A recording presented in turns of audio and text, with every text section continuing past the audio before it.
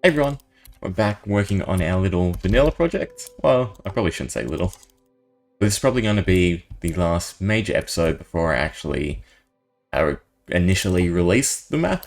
And hopefully you guys can help me test it out, see exactly what kind of effect all the command blocks have on different people's computers. Hopefully everyone can run it, as well as find out if there's any big bugs that need to be squashed. But anyway, the last project we're going to be working on is our daily events. After this, there's just a few things I need to sort of fix up and continue. So there's still the hostile mobs to fill in, the remaining traps. So I've done up to Blackout, so the ink sac. So there's still 7 more to do. All the weapon effects I still need to work on. I think 10 out of the 30 have been implemented.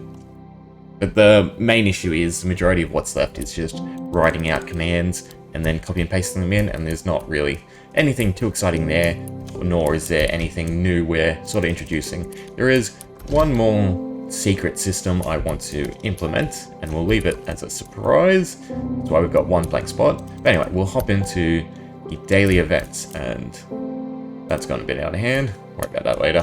So I've got 8 different daily events. Go ahead and use the little codex system.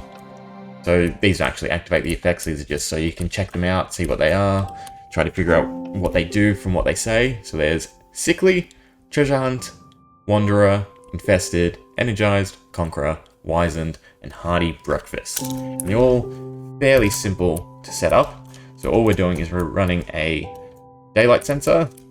I open it up. Ooh, yeah, should do.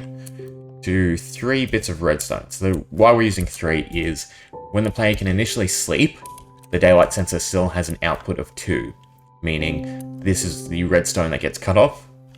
So if I set time set to night, so this is when the player can sleep. You can see this redstone dust is no longer powered, but these 2 are. So we couldn't just continue to run the command block under the daylight sensor. It has to be that little bit away. And then of course the on and off switch is just to cover that daylight sensor.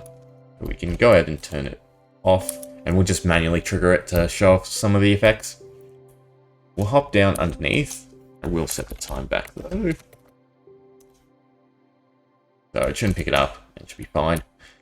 So here's our little 8 effects, and all we're doing is placing a piece of redstone here and being replaced by air. So it's our simple little 1-tick trigger like usual, and then our coin flip machine runs in 1, 2, 3, 4, 5, 6, 7, 8, 9 layers. So that means this first layer has a positive outcome and a false negative. Same with the second layer, and then there's 8 different outcomes for us to sort of split between the 8 different effects. So it's not going to run every single day. So it is going to have that level of variation, which I think is needed considering we only have 8 effects. If it was running every day, you'd cycle through them pretty quickly and then just get repetitive. This way, I've tried to come up with pretty beneficial effects. Nothing's too detrimental, but definitely things that once they trigger is definitely a nice little bonus to your little gameplay. So if we start here, we have Energized.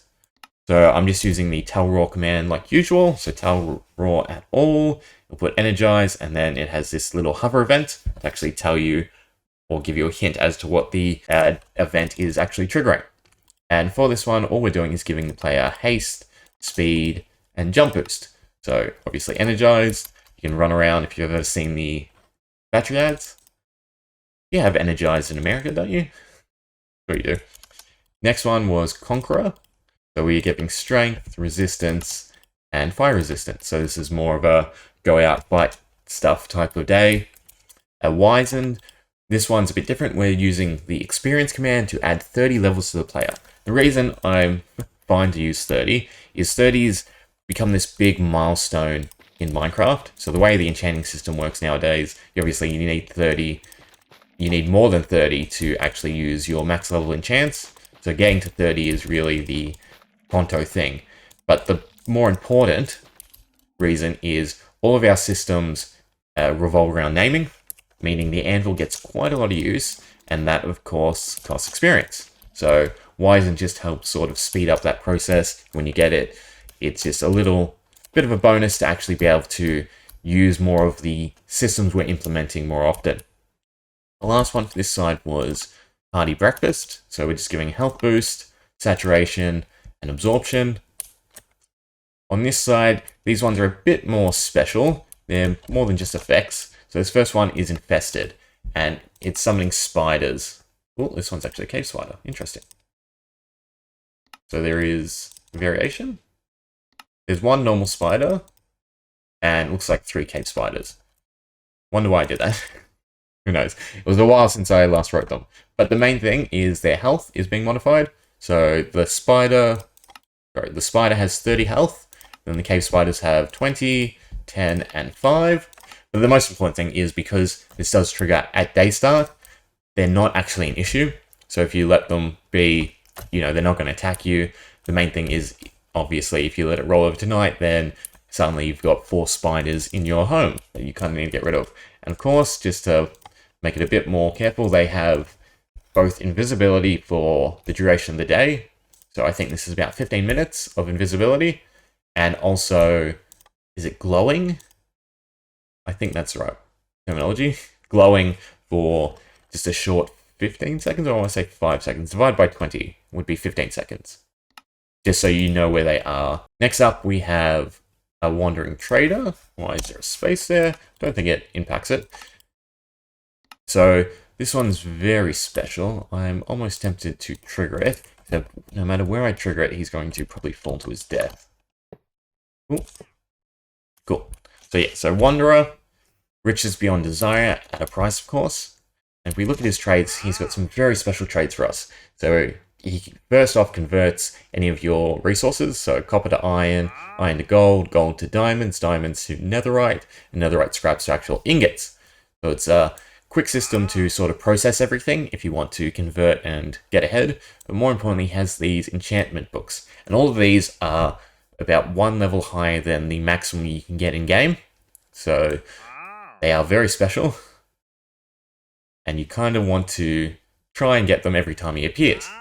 The other ones is he has these special items, which I've probably shown off the effects before, but just in case, these are all passive effects. So once you get these items, you can just keep them in your inventory and they will activate different effects depending on which ones you've collected. So you really, really want to try and get all of his trades every time you meet him.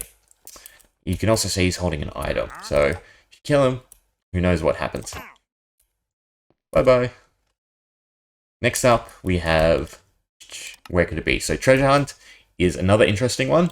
So for this one, what I'm doing is I'm executing at a random player and then executing at an entity within 50 blocks and summoning different items. So we're creating a little reason to go out and explore and find different entities in your area. So 4 different entities per command block will be targeted, and they will have things ranging from copper all the way to netherite. So you really want to go out and explore during the day, go caving, see if you can really find these items before they despawn. The last one we've got is it's going to be a bad day. And this is Sickly. So this is probably the only really negative one. And of course, you can just drink milk to cure it. But if you do want to have it for the day, you slowed, weakened, and mining fatigue. So in true essence, it is as though the player has fallen ill for the day. That's pretty much for the system. Again, it's fairly simple, just running that daylight sensor to trigger our coin flip machines, which then trigger one of 8 different outcomes, as well as 2 false negatives. So, if we do our math, so you have a 1 in 8 chance, but before that you have a 1 in 4 chance, because it's negative, negative. So 1 in 4 by 1 in 8, if anyone wants to work out the odds. So it's definitely not going to be frequent, but hopefully it should feel pretty good once you actually get one to trigger. And that's pretty much it for this last one.